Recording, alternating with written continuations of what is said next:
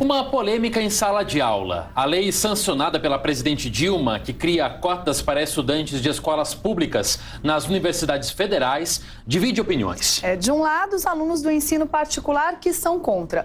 Justamente porque diminui a quantidade de vagas, aumentando a relação candidato-vagas. Você tem que estudar mais para isso, colocar mais de você.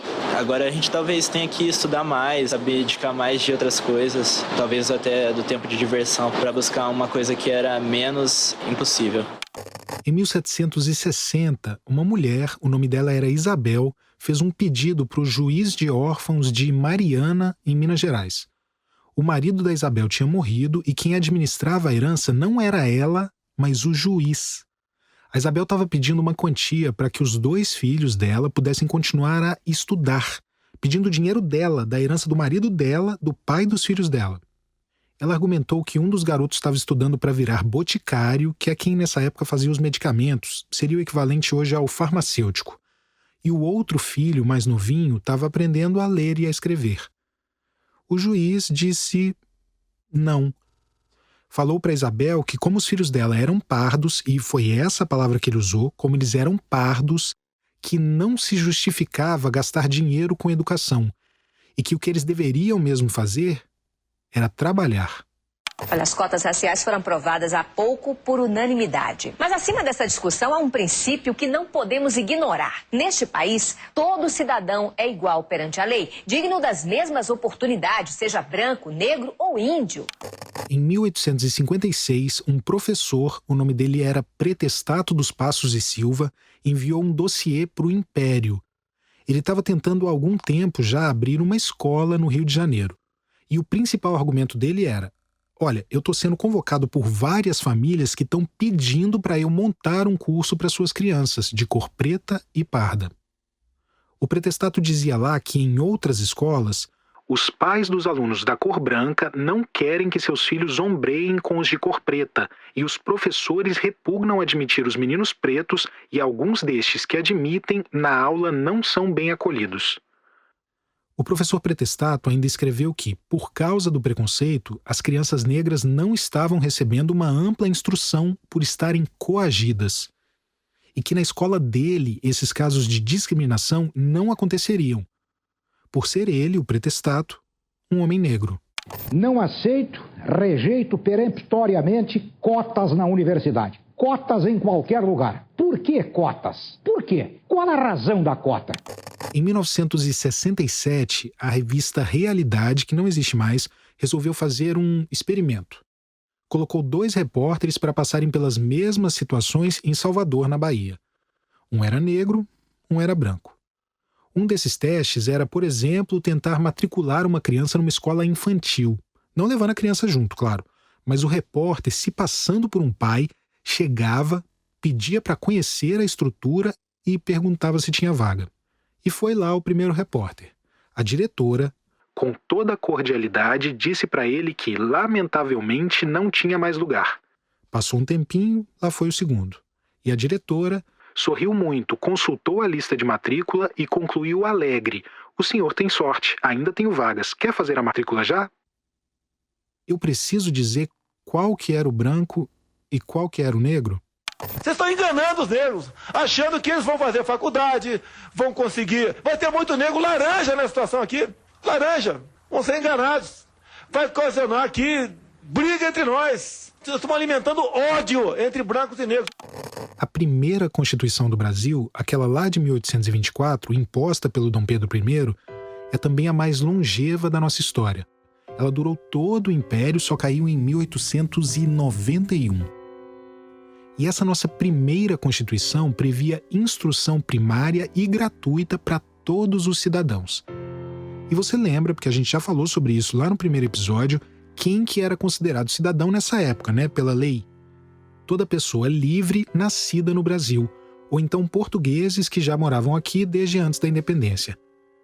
Quem ficava de fora, quem não era cidadão e por isso não teria direito à educação, eram os africanos, ainda que fossem livres, e os escravizados. 10 anos depois, um ato adicional determinou que os estados, na época eram províncias, é que deveriam legislar sobre educação. Daí teve estado que achou melhor reforçar essa proibição para pessoas escravizadas em sala de aula. Minas Gerais e Goiás aprovaram em 1935 leis dizendo que somente as pessoas livres podem frequentar as escolas públicas.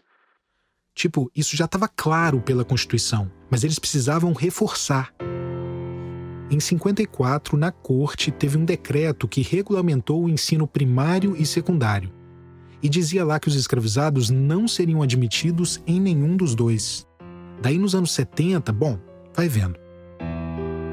Na escola, você deve ter aprendido sobre a Lei do Ventre Livre. A gente vai falar mais sobre ela em outro episódio, mas resumindo bem, foi uma lei aprovada em 1871 que dizia que os filhos de mulher escrava que nascerem no Império desde a data desta lei serão considerados de condição livre. Daí os senhores podiam escolher quando eles dariam a liberdade para a criança. Aos 8 anos de idade, recebendo uma indenização do Império, ou aos 21 anos, quando a criança já era um adulto e aí seria sem indenização. Quer dizer, todos esses anos de trabalho forçado da criança, depois adolescente, contariam como indenização. Segundo um historiador que estudou a aplicação da lei, o Ricardo Salles, em 95% dos casos, os senhores escolheram a segunda opção. Bom, mas o que isso tem a ver com educação? É que se o senhor escolhesse a segunda opção, ele também era obrigado a educar aqueles jovens. Daí teve estado como Minas Gerais, mas também Bahia, Santa Catarina, Goiás, Paraíba e São Paulo, que fizeram novas leis reforçando que escravizados não poderiam frequentar a sala de aula, para que nem mesmo esses jovens que dali a alguns anos ficariam livres pudessem estudar. Olha o nível de crueldade disso. E assim, mesmo para quem era livre e por isso tinha direito de estudar, mesmo para quem era na teoria um cidadão brasileiro, o que era o acesso à educação numa sociedade alicerçada na escravidão? Numa sociedade em que um professor negro precisava criar uma escola na casa dele porque as crianças negras da vizinhança não eram aceitas em outras escolas pelos pais das crianças brancas. Uma sociedade em que um juiz dizia para uma viúva que ela não poderia usar o dinheiro dela para educar os filhos dela, porque como pardos eles deveriam mesmo era trabalhar. E mesmo depois da abolição e mais recentemente. Uma aluna de uma escola particular na Zona Sul foi vítima de ataques racistas feitos por colegas da escola, num grupo de conversa por aplicativo. A família registrou o caso na polícia. Em mensagens num grupo de WhatsApp, um garoto de 14 anos foi alvo de ataques racistas pelos colegas de classe. Nas mensagens, os alunos praticaram bullying dizendo não saber que negros não eram pobres ou que podiam ter celular ou estudar e que tinham saudade de quando eles eram escravos. E esses foram só alguns exemplos, mas eu literalmente poderia citar dezenas, centenas. Mas olha, se teve uma coisa que o povo preto nunca fez neste país, foi ficar parado.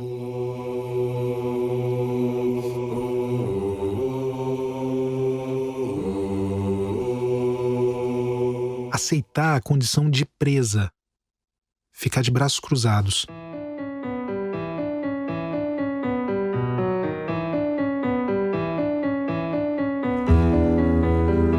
Mesmo com todos esses impedimentos e mesmo na época da escravidão, houve pessoas e houve muitas pessoas que conseguiram estudar.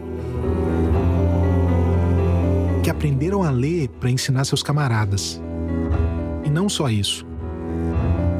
Pelas regras do próprio jogo que tentava de todo jeito impedir o acesso delas, pessoas negras que se tornaram intelectuais. Referências. Revolucionárias. Tão incríveis e inspiradoras que hoje dão nome, por exemplo, a este projeto. Eu sou o Thiago Rogero, este é o podcast do Projeto Querino, produzido pela Rádio Novelo. Episódio 4, O Colono Preto.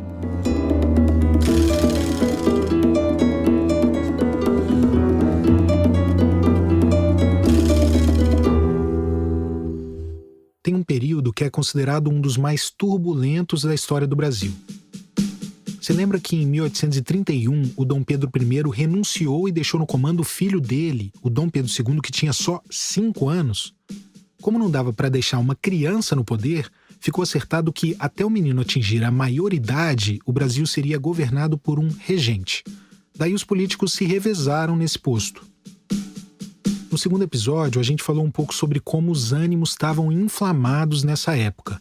Porque pensa só, não tinham nem 10 anos que o Brasil tinha se separado de Portugal. Daí já rolava um medo de recolonização, o imperador renuncia, entra um monte de político no lugar, e isso num país gigantesco, com regiões que não tinham nada a ver uma com a outra. Por causa dessa instabilidade política, começou a ter revolta atrás de revolta pelo país. Teve, por exemplo, a Rebelião Malê, promovida por africanos muçulmanos na Bahia, e a gente vai falar mais sobre ela em outro episódio. Teve também a Revolução Farroupilha, no Rio Grande do Sul, a Cabanagem, no Grão-Pará, e teve a Balaiada, no Maranhão. A Balaiada estourou por causa de tensões entre o poder local, as autoridades da província, como se fosse uma sucursal do poder imperial, versus os proprietários rurais e comerciantes locais. Uma disputa pelo poder.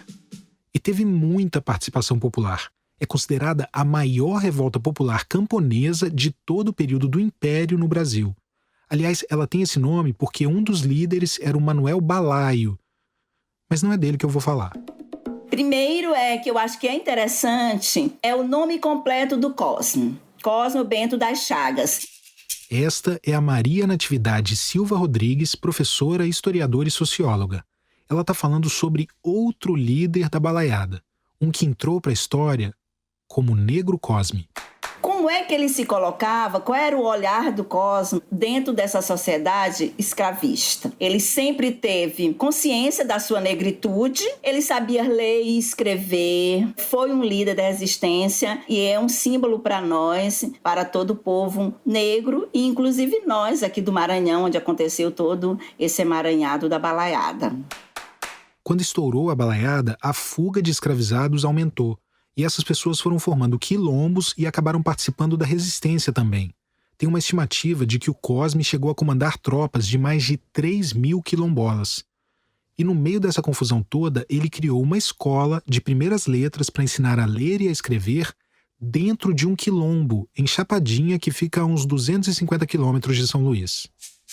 Quando a gente pensa sobre essa questão da escola, era uma necessidade, como ele sabia ler e escrever, não era possível ter autonomia, não era possível ter justiça e liberdade sem uma escolaridade. Então, essa escola quebrou um paradigma também do momento, que não era acessível escola. Ele ousou, ele foi extremamente ousado nessa construção ligada ao outro. Isso é a visão também do outro, né? Enxergou as crianças que seriam os futuros militantes, num termo mais de agora, mas que seria esse pessoal que iria construir essa sociedade justa, liberta, como era o grande sonho de Cosme.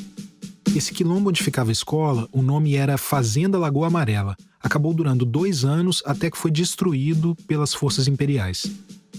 A repressão do Império à Balaiada foi comandada pelo Duque de Caxias. Sabe o Duque de Caxias, que é patrono do Exército Brasileiro? Ele comandou todas as repressões de grandes revoltas desse período. Só na Balaiada, a operação matou cerca de 6.000 pessoas. 6.000 pessoas. É por isso que tem muita gente que chama ele de genocida, mas tem quem chame de pacificador também. Durante a campanha, houve momentos de divisão entre os eleitores. Que palavras o senhor daria agora para pacificar o país? Não sou Caxias, mas sigo o exemplo desse grande herói brasileiro. Vamos pacificar o Brasil e, sob a Constituição e as leis, vamos construir uma grande nação. Curioso que quem começou o governo se autodenominando pacificador chegue ao fim do mandato sendo chamado de genocida também. Enfim, mas voltando para o que interessa, os registros que ainda existem sobre a escola criada pelo Negro Cosme são dos relatórios dessa repressão. Vários líderes brancos da Balaiada foram presos e depois anistiados, mas o Cosme foi enforcado em praça pública. O Clóvis Moura, grande intelectual que a gente citou no episódio passado, escreveu que o Duque de Caxias só se referia ao Cosme como o infame Cosme. Era medo. Não só do Cosme em si, mas do que a figura dele representava e representa.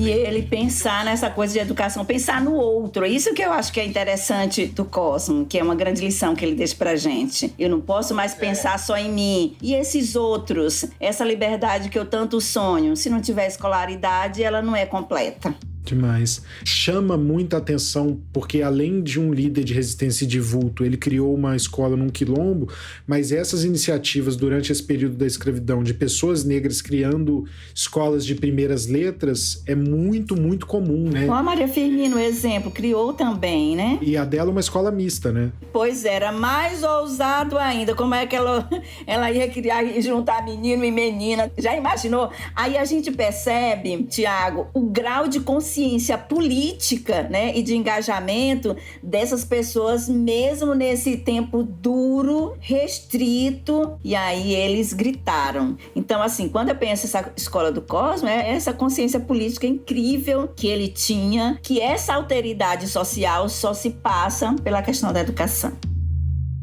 Maria Firmina dos Reis.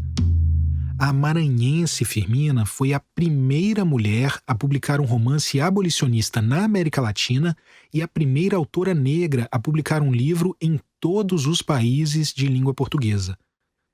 Isso em 1860. Maria Firmina dos Reis é, antes de tudo, uma precursora. Maria Firmina dos Reis é, antes de tudo, uma pioneira enquanto mulher e enquanto mulher negra. Este é o Eduardo de Assis Duarte, escritor, professor e criador do Literafro, o portal da literatura afro-brasileira. Uma precursora enquanto autora de literatura e precursora em várias outras instâncias também no que diz respeito à condição da mulher. Podemos dizer que foi uma feminista avant la lettre, uma feminista antes do feminismo realmente desabrochar no século XX. A Firmina nasceu livre. A mãe dela, Leonor, era uma ex-escravizada e mãe solo. Aqui nós já estamos na Praça do Panteão, chegando à Praça do Panteão. Praça do Panteão, em São Luís, capital do Maranhão. Esse que estava me mostrando tudo por lá é o Agenor Gomes. Ele é autor da biografia Maria Firmina dos Reis e o cotidiano da escravidão no Brasil. Aqui na biblioteca, o Nascimento Moraes Filho pesquisou. Ele encontrou Maria Firmina. Acredito que o primeiro encontro dele com Maria Firmina foi aqui, né, Agenor? E esta é a Dilecia Adler, professora, escritora e pesquisadora, e uma das responsáveis por ter feito a história da Firmina chegar aos dias de hoje. Foi nessa biblioteca que Nascimento Moraes Filho fez muitas das suas pesquisas. Ele encontrou o trabalho de Maria Firmina. Foi no porão da biblioteca de pesquisa. Dali, a gente foi até outro ponto do centro de São Luís. Olha o Palácio dos Leões, aqui é o muro do palácio. Nossa. O jardim fica atrás, é lindíssimo. Olha só, a construção, a arquitetura do palácio. Aqui era o Palácio do Governo, já na época de Maria Firmina, já existia esse palácio. Quando ela é aprovada no concurso público para a cadeira de primeira letra do sexo feminino em Guimarães, e depois então ela é convocada para vir receber o ato de nomeação aqui no Palácio do Governo. Guimarães é o nome dessa cidade do interior do Maranhão onde a Firmina morou. Em 1847, olha lá, essa filha de escrava negra, ela faz um concurso naquela situação, olha lá, em plena escravidão, ela consegue ser aprovada no concurso público com todas aquelas barreiras da sua etnia, de ser mulher, tudo isso em 1847. E é absolutamente revolucionário, porque havia escolas para professores de ensino básico, mas essas escolas eram todas destinadas aos rapazes. A maioria dos professores primários, vamos chamar assim, eram homens. Depois que ela passou no concurso, ela voltou para Guimarães, que fica mais ou menos uns 200 quilômetros de São Luís. Mas, na verdade, é um pouco mais longe porque você precisa pegar um ferry boat para atravessar a Baía de São Marcos, daí mais umas 3 horas de carro. E foi isso que eu fiz. A casa eram essas duas. Era daqui até lá naquele outro... Era bem no centro, bem na praça, né? É. E aqui foi a placa que foi colocada naquele período. Esta casa foi escola e residência de Maria Firmina dos Reis. Este é o Antônio Marcos, cientista social que me recebeu lá em Guimarães, onde a Firmina morou e deu aula por quase toda a vida dela. Aqui tinham várias fazendas. Tinha um barracão que era feito para armazenar produtos. Ela teria pedido aquele barracão, já aposentada, para lecionar, abrindo para meninos, meninas, pessoas de diversas origens sociais. Dizem que ela também foi pioneira no transporte escolar, porque ela alugava carro de boi, ou chamava o pessoal de carro de boi, para levar os alunos para assistir aula. Uma outra coisa importante sobre a escola mista é que não era só uma questão de juntar menino e menina na mesma sala, o que já foi muito disruptivo para a época. A criação de uma sala de aula mista, naquela época, implicava uma coisa que é absolutamente nova, que é fornecer a meninas e meninos o mesmo conteúdo. De novo, o professor Eduardo de Assis Duarte. Isso era absolutamente revolucionário para a época, já que o currículo da educação feminina mal passava das primeiras letras e das primeiras operações aritméticas e incluía bordado, música e tudo mais que fosse necessário a uma futura mãe de família daquela época. Desde muito tempo no Brasil, os currículos eram diferenciados de acordo com o sexo da criança. Meninas praticamente eram educadas só para serem donas de casa e nada mais. Isso as que podiam estudar, que, como a gente viu, não era o caso de toda a população. Então, eu sou a professora Cláudia Cristina Rodrigues da Silva, sou professora de língua portuguesa do Centro de Ensino Nossa Senhora da Assunção. Em Guimarães. Em Guimarães. Não faz muito tempo, né, que a gente desenvolve um trabalho assim voltado para falar da professora Maria Firmina. Porque o que nós tínhamos de material sobre Maria Firmina era muito pouco. Até porque os nossos livros nem falam quase de mulheres, né? É verdade. Os escritores são todos homens, né? Todos homens e brancos. E brancos. A gente não vê a mulher. Eu estudei literatura, me formei aqui, nunca estudei numa mulher. E para os alunos daqui de Guimarães saber que teve essa intelectual que morou aqui, que escreveu um romance abolicionista totalmente à frente do seu tempo, que diferença que faz para eles? Como que você sente isso? É uma diferença muito grande porque eles se identificam, porque nós temos muitas comunidades quilombolas e os nossos alunos, eles vêm dessas comunidades. Então, ter alguém como referência nacional e até mundial para eles, assim, eles se sentem valorizados, porque Maria Firmina negra, morou em Guimarães, e para os alunos, eles se sentem valorizados, importantes. Ainda mais que as famílias daqui todas são afrodescendentes, né? Tem muita comunidade quilombola nessa região entre São Luís e Guimarães. É onde fica, por exemplo, Alcântara, onde centenas de comunidades quilombolas estão lutando contra a instalação do Centro de Lançamento de Alcântara, um complexo da Força Aérea Brasileira construído durante a ditadura militar e que foi foco de um acordo assinado entre o Bolsonaro e o Donald Trump em 2019. Para que não haja mais remoções dessas famílias, as comunidades têm resistido há anos no judiciário, inclusive em tribunais internacionais. E a base para uma dessas ações foi a pesquisa e o livro desse cara. Bom, meu nome é Davi Pereira Júnior, mas aqui dentro do território todo mundo me chama de Júnior. Onde fui crescido, socializado com as pessoas. Eu sou nascido e criado aqui no Itamatatiua. Itamatatiua é o nome da comunidade quilombola. Quer dizer terra, água e peixe. Depois de estudar os primeiros anos todos na comunidade, o Davi fez graduação em História, mestrado em Antropologia e depois doutorado nos Estados Unidos em Estudos da América Latina e da diáspora africana.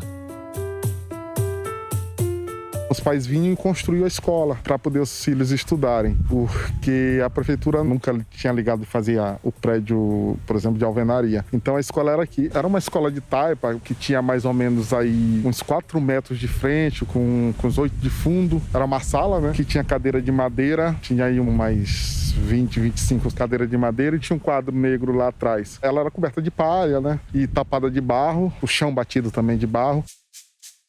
Na época do Davi, essa escola ia só até a 3ª série. Então, para seguir os estudos, precisava ir até a cidade de Alcântara, que fica a uns 60 quilômetros de Itamatatiua. Precisava ir e voltar todo dia, mas não tinha transporte público escolar. Daí tinha a outra opção. terminar a terceira série e ficar fazendo a terceira série, repetindo. No meu caso, eu repeti 3 vezes. A maioria das pessoas acabavam desistindo, porque a escola perde a graça. É como se vocês acordassem de manhã e repetisse todo o teu dia um déjà vu, que você faz isso todo ano. E eu acho que muito da minha não desistir do processo de educação também teve pelo fato da minha mãe ser professora, né? Então isso me abriu a possibilidade de continuar na escola e também dela não deixar que eu me evadisse da escola. A mãe do Davi era a professora dessa escola da comunidade. Qual que era o nome dela? Maria Tereza de Jesus Pereira. Ela nasceu aqui? Ela nasceu aqui. Essas formas de organização eram bem interessantes, né? Porque aí você se organiza em torno da escola também, né? Porque a escola também é um movimento de mobilização da comunidade, no sentido das pessoas terem a consciência. Pessoas que nunca foram à escola, por exemplo, que nunca tiveram a oportunidade de ir à escola, mas tinham consciência da necessidade dos filhos poderem estudar. Isso fazia com que, por exemplo, o processo de construção de escola fosse um processo que as pessoas se engajavam.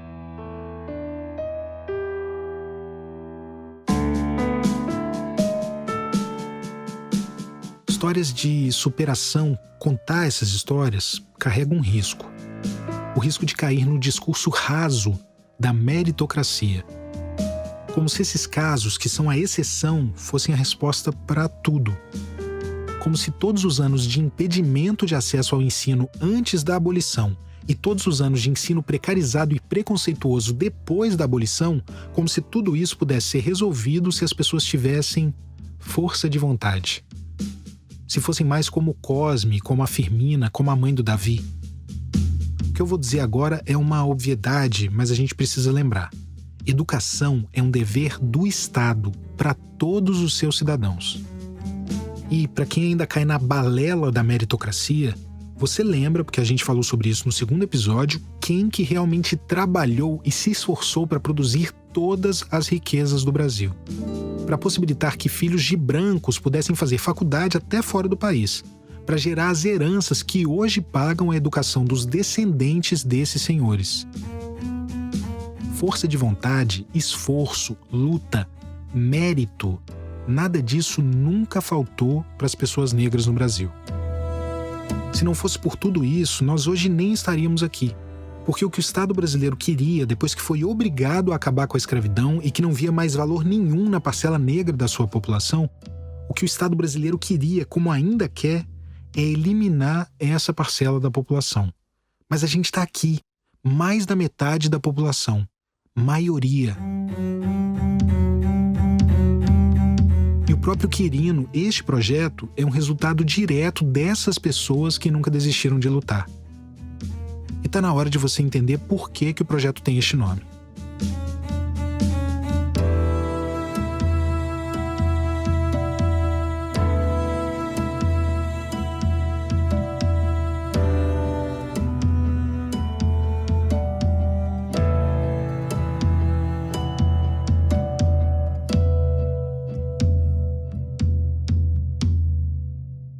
Em 1851, nasceu um menino em Santo Amaro da Purificação, na Bahia.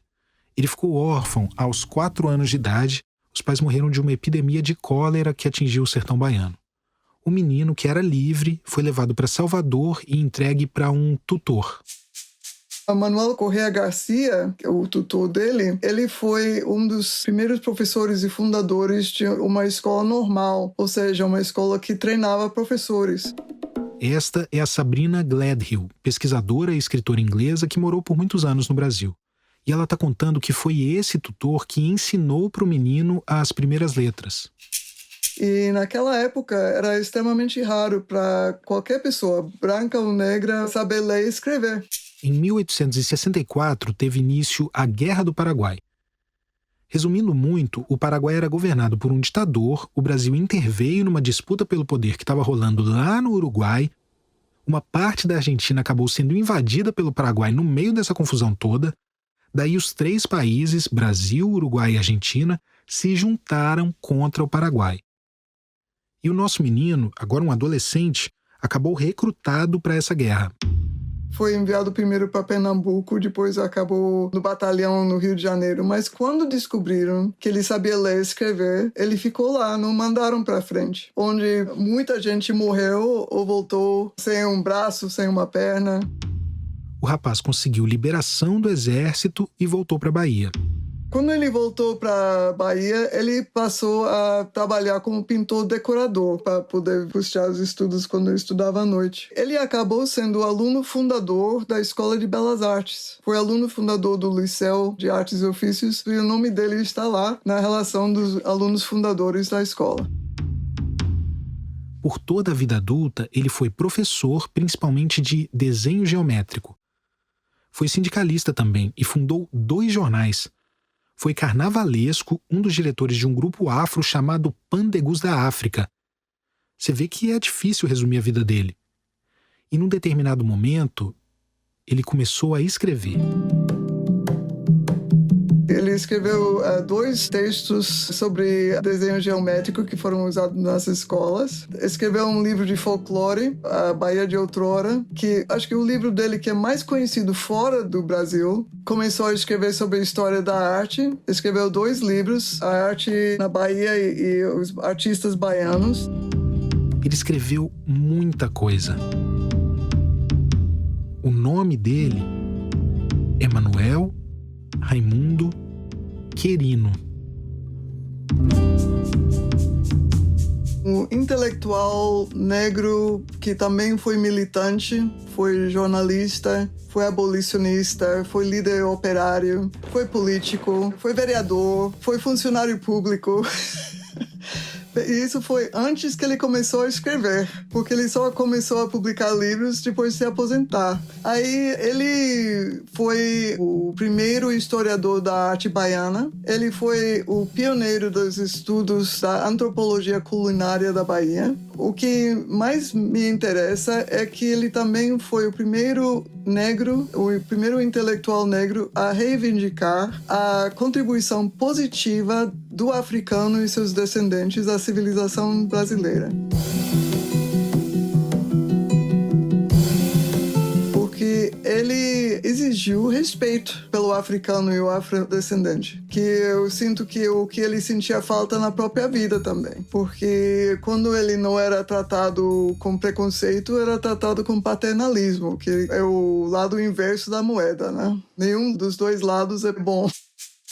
O Manuel Querino fez tudo isso no momento em que reinava no Brasil a ideia do racismo dito científico. Eu uso o dito científico porque não tinha comprovação científica nenhuma. Era um monte de racista entendido pela sociedade da época como cientista por causa dos diplomas que tinham, espalhando um monte de teoria furada sem conseguir provar. Mas fazia isso de forma rebuscada, abusando do academiquez, enfim.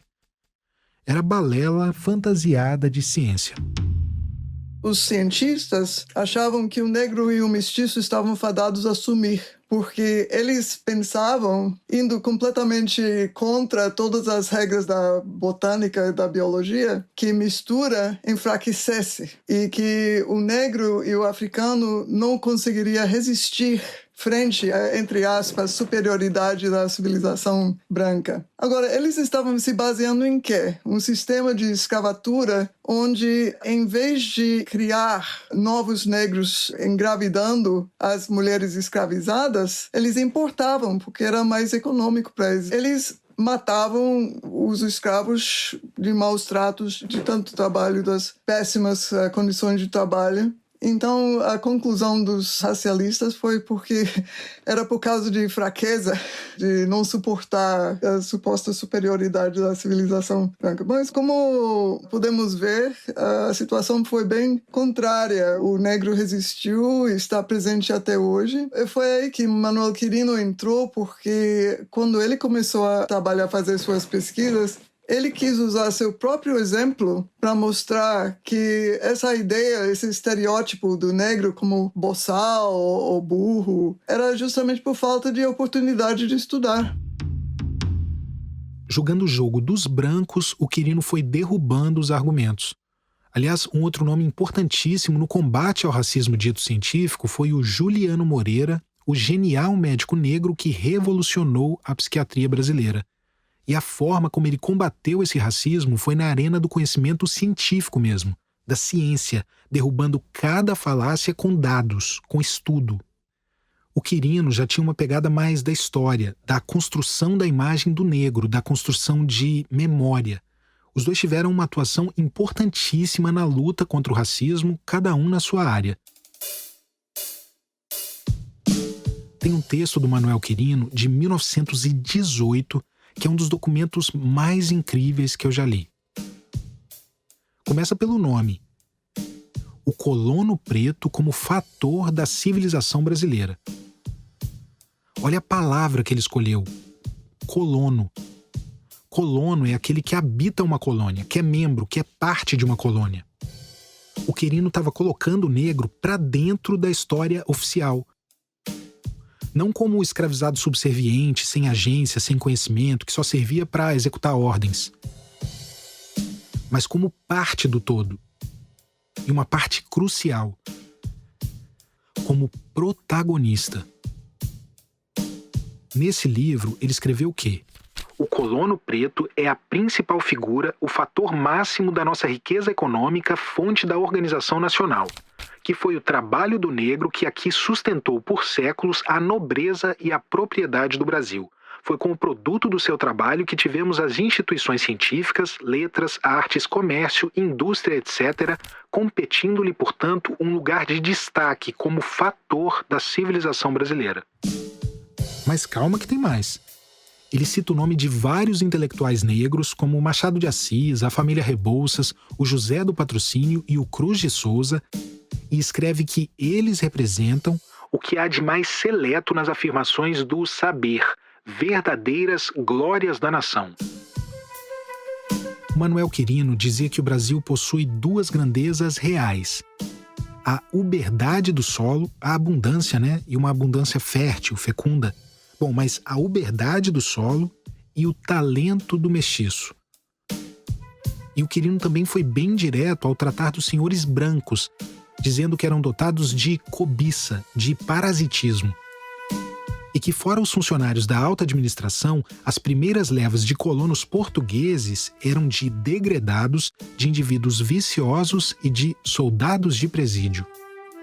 Já os africanos ele chamava de heróis. Heróis. Hoje, nada disso é novidade pra gente. Mas ele fez isso lá na virada do século, quando as autoridades e mesmo a academia só viam o negro de uma forma, como um problema a ser resolvido. Por isso que o Quirino é tido como o primeiro intelectual brasileiro a tratar positivamente o africano e o afrodescendente na nossa história, a reconhecer o protagonismo das pessoas negras na formação do Brasil. E por isso que a gente decidiu dar ao projeto o nome do Quirino. Não porque o projeto é todo sobre ele, e a essa altura você já sabe que não é, mas como uma forma de menção, de homenagem, de reconhecimento a alguém que veio antes e que abriu os caminhos.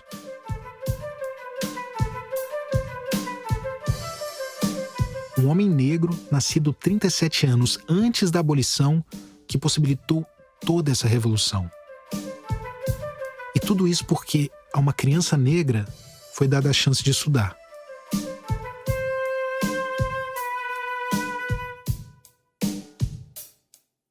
Certamente ele tentou incluir, e ao meu ver conseguiu incluir o africano na história do Brasil, sim, e de forma positiva. Porque imagens do negro sempre existiam, mas realmente eram como uma péssima influência.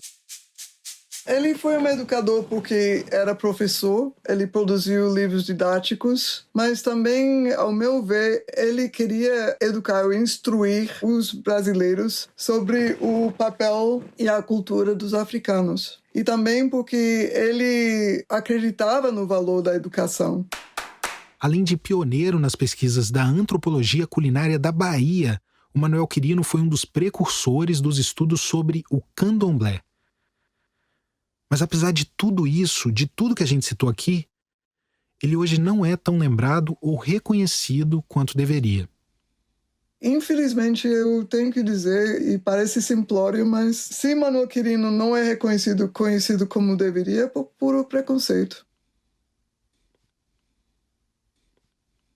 Ele era um apaixonado pela educação e ele usava sua própria história de vida como referência Ele fez questão de colocar a sua biografia no prefácio de suas obras, porque ele acreditava que a instrução era a única maneira de fazer o negro progredir.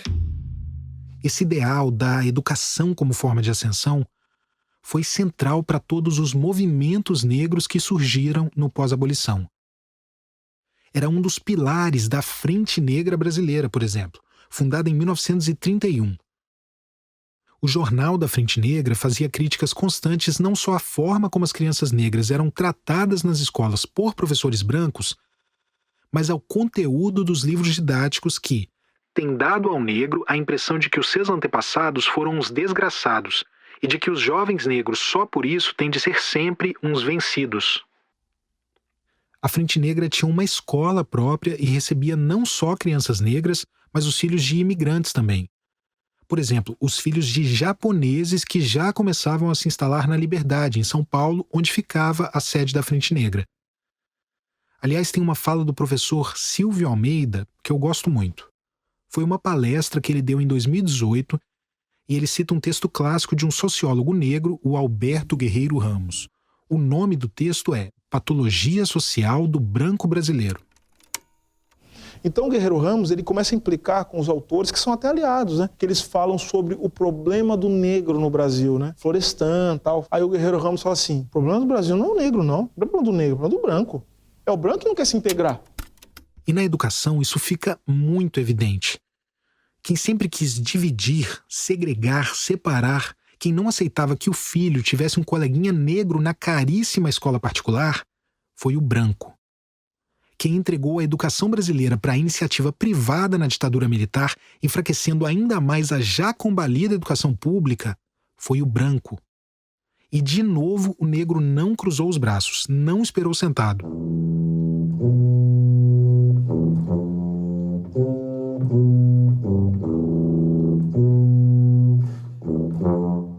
Em 1995, quando o assassinato do Zumbi dos Palmares completou 300 anos, os movimentos negros reuniram 30 mil pessoas em Brasília, num 20 de novembro, na marcha contra o racismo, pela cidadania e a vida. O Movimento Negro Unificado entregou ao presidente da época, o Fernando Henrique Cardoso, um documento histórico. Tinha um diagnóstico da desigualdade no Brasil, mas também propostas. Entre elas, o desenvolvimento de ações afirmativas para o acesso de negros aos cursos profissionalizantes, às universidades e às áreas de tecnologia de ponta. Daí, em 96, o Ministério da Justiça fez um seminário e o Marco Maciel, então vice-presidente da República, disse que medidas compensatórias em favor dos negros não representam apenas uma etapa da luta contra a discriminação, mas o fim de uma era de desigualdade, de exclusão, se pretendemos uma sociedade mais igualitária e mais justa. Em 2000 foi aprovada a primeira lei estadual de cotas, no Rio de Janeiro, com 50% das vagas para egressos da rede pública. Em 2003, a Universidade Estadual do Rio, a UERJ, foi a primeira a aplicar cotas para estudantes da rede pública, para negros e para indígenas. Naquele mesmo ano, a Universidade de Brasília, a UNB, foi a primeira federal a adotar o sistema. Também naquele ano, já na gestão do Luiz Inácio Lula da Silva, foi sancionada uma lei que tornou obrigatório em todas as escolas de ensino médio e fundamental, públicas e particulares, o ensino de história e cultura africana e afro-brasileiras, resultado de décadas de lutas e pressão dos movimentos negros. Daí o Democratas, o partido, entrou com uma ação no Supremo Tribunal Federal questionando a constitucionalidade das políticas de ação afirmativa, das cotas. Teve uma audiência pública no STF antes da votação e um dos discursos foi da Sueli Carneiro, ativista, filósofa, precursora do feminismo negro brasileiro. A Sueli disse que estavam em jogo dois projetos distintos de nação. Um que estava ancorado no passado e um outro que dialogava com o futuro. Os que vislumbram o futuro acreditam que se as condições históricas nos conduziram a um país em que a cor da pele ou a racialidade das pessoas tornou-se fator gerador de desigualdades, essas condições não estão escritas no DNA nacional, pois são produto da ação ou inação de seres humanos e, por isso mesmo, podem ser transformadas intencionalmente pela ação dos seres humanos de hoje. É o que esperamos dessa Suprema Corte, que ela seja parceira e protagonista de um processo de aprofundamento da democracia, da igualdade e da justiça social. Por unanimidade, os ministros do STF decidiram que as políticas de ação afirmativa são constitucionais. Unanimidade. Tinha um único ministro negro naquela sessão. Ele também é a única pessoa negra brasileira a já ter ocupado a presidência do STF, o Joaquim Barbosa. É natural, portanto, que as ações afirmativas, mecanismo concebido com vistas a quebrar essa dinâmica perversa, sofram o influxo dessas forças contrapostas e atraiam considerável resistência, sobretudo, é claro, da parte daqueles que historicamente se beneficiam ou se beneficiaram da discriminação de que são vítimas os grupos minoritários. Talvez você não tenha aprendido na escola, mas você sabe qual que foi a primeira lei de cotas do ensino brasileiro?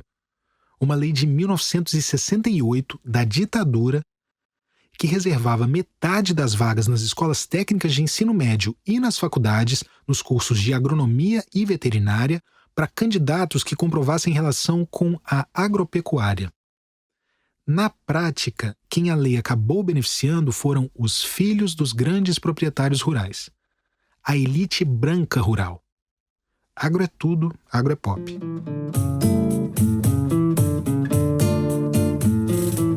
Em 85, com o início da redemocratização, essa lei foi revogada. Bom, mas voltando a 2012. Depois que o STF confirmou a constitucionalidade das políticas de ação afirmativa no ensino, a então presidente Dilma sancionou a chamada Lei de Cotas, e é a lei que está em vigor desde então. E um monte de gente fala um monte de bobagem sobre essa lei. Fala, por exemplo, que não concorda com ela porque as cotas deveriam ser sociais, mas não raciais. Só que as cotas já são sociais. O primeiro corte é o seguinte: metade das vagas devem ser para estudantes das escolas públicas. Daí dentro dessa fatia, é que são reservadas as vagas para negros, indígenas e pessoas com deficiência, proporcionalmente de acordo com a porcentagem desses grupos em cada um dos estados. Mas é só uma parte desses 50%. Ou seja, uma pessoa branca, pobre, que estudou em colégio público está contemplada. Ela tem a outra parte desses 50% que foram reservados para egressos da rede pública. Só que a turma contrária vai ficar espalhando mentira sempre porque, bom, é isso que eles fazem. E eles vão ficar usando isso e o ódio para criticar não só as cotas, mas o FIES, o ProUni, enfim. Qualquer coisa que tente tornar o acesso a oportunidades menos desigual.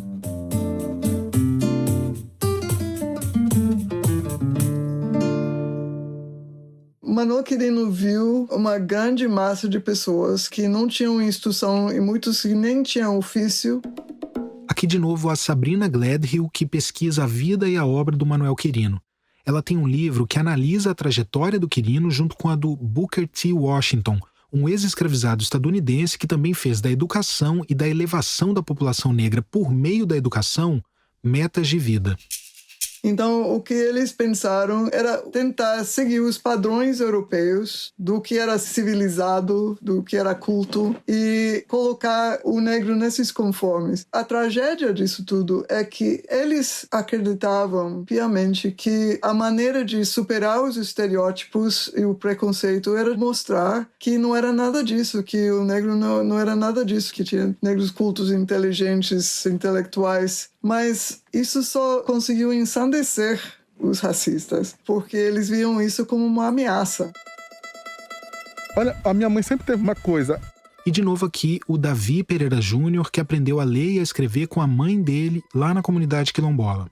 Porque ela sempre dizia, cara, é muito difícil e universidade é coisa para branco. Preto para entrar na universidade é muito difícil, porque ela trabalhava na casa de uma pessoa e ela disse que o vestibular ia sair numa segunda-feira. Na sexta-feira eles já sabiam que o filho tinha entrado na universidade. Então ela ficou com isso, cara. Pra gente é muito difícil, porque essa elite, ela controla a entrada da universidade, né? Mas a preocupação dela era da educação, dar a oportunidade de você ler, de você estudar.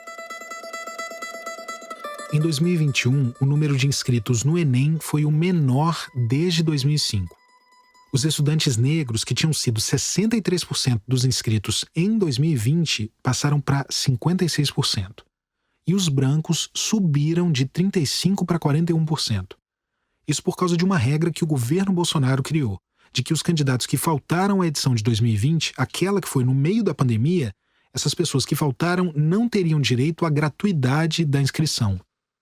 Por causa disso, houve uma queda de 77% no número de inscritos com renda familiar de até 3 salários mínimos. Já entre os que pagam a inscrição, teve um aumento de 39%. A olhos vistos, a gestão Bolsonaro foi cumprindo a promessa de barrar o filho do porteiro, da empregada doméstica, e de devolver os descendentes dos senhores ao seu lugar de absoluto e irrestrito privilégio.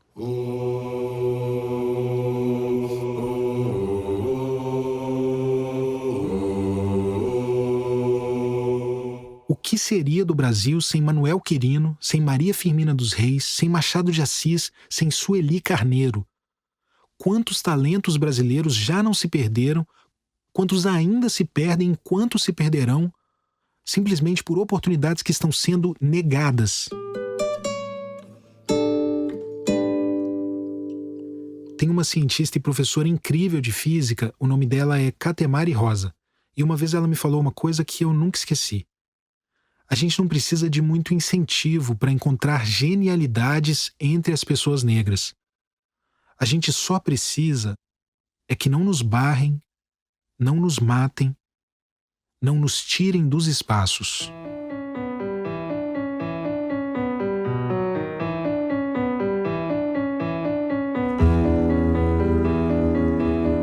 O Projeto Quirino é apoiado pelo Instituto Ibirapitanga. O podcast é produzido pela Rádio Novelo.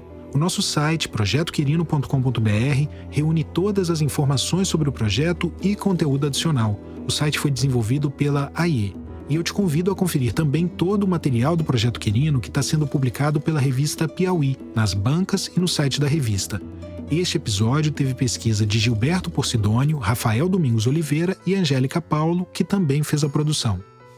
A edição é do Luca Mendes, a sonorização da Júlia Matos e a finalização da Pipoca Sound. A checagem é do Gilberto Porcidônio e a música original do Vitor Rodrigues Dias. Estratégia de promoção, distribuição e conteúdo digital, Bia Ribeiro. A identidade visual é do Draco Imagem. Os transcritores das entrevistas foram o Guilherme Póvoas e o Rodolfo Viana.